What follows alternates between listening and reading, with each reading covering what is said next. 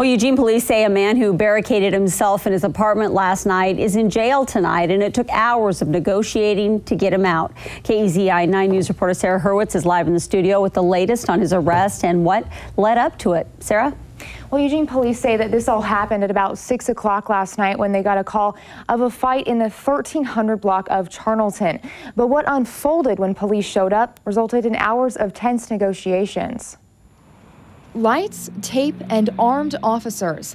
A chaotic night for neighbors and residents who live in this apartment building on Charnelton. I heard banging, and I went outside to see what was wrong. I saw my neighbor's door halfway broken. We drove on in it. When we came on in, we were just like, we were able to enter the building, and then that's when we were able to find out a lot about what was going on. Police shut down 13th Avenue from Lincoln to Willamette and Charnelton from 12th to 13th after an apparent fight between neighbors. After a dispute that occurred with a neighbor, Eckhart went inside his apartment and refused to come out when officers knocked on his door, and then he continued to become belligerent. So police posted outside an apartment building in the 1300 block of Charnelton.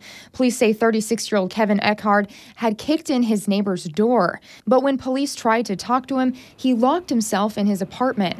At that point, EPD spokeswoman Melinda McLaughlin says there was enough of a threat. They called in the SWAT and crisis negotiation team. They began actively negotiating with Mr. Eckhart, and over the course of a few hours were able to talk to him and get him to come out. A night that ended with his arrest and residents able to safely return to their homes.